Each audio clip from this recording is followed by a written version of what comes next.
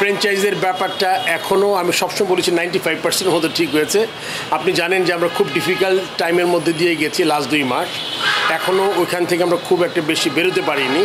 So সেই জন্য এই চ্যালেঞ্জটা এখনও আছে। আমি বলবো না যে সব ঠিক হয়ে গেছে, এখনও কিছু পেমেন্ট বাকি আছে যেটা আমরা টাইম এগেন এক্সটেনশন করেছি।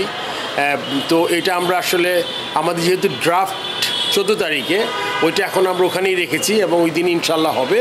তো তার আগে আশা করি সব কিছু ঠিক হয়ে যাবে হোপফুলি। আর যেসব ছোটোখাটো খুঁটিনাটি যেই ব্যাপারগুলো আমরা আলোচনা করেছি, আমাদের আপনি জানেন একটা ইউনিক অবস্থা এখন। আমাদের রিটেনশনের ব্যাপারটা ভালো মতো কার্যকর হতো যদি আপনার 7টা টিমই থাকতো, বাট যেহেতু 7টা টিম নাই, 4টা টিম আছে আর 3টা টিম নতুন এসছে। সেক্ষেত্রে হয় কি আপনার মানে যারা আছে তাদের এবং যারা আসবে তাদের ব্যালেন্স করার জন্য হলে আপনার কিছু অ্যাডজাস্টমেন্টের দরকার হয়।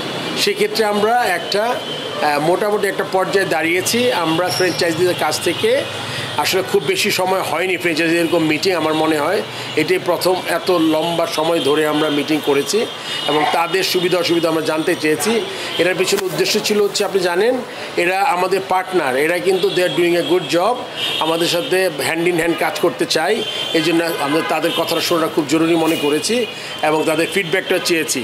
প্রত্যেকটা টিমের আলাদা আলাদা ফিডব্যাক নিয়েছি। এই ফিডব্যাক নিয়ে যেহেতু আমরা বোর্ড হিসাবে উই মেক দ্য পলিসি, আমাদের বোর্ডের জন্য যেটা বেস্ট হবে, সবার জন্য খুব কাছাকাছি যেটা হবে সেটাই আমরা করব।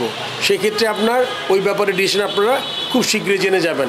ড্রাফট পেপার অলমোস্ট তৈরি করে ফেলেছি, বাট যতক্ষণ পর্যন্ত আমাদের পেমেন্টটা 100% ইনশিওর না হচ্ছে ওগুলো আসলে আমরা প্রকাশ করতে পারছি না।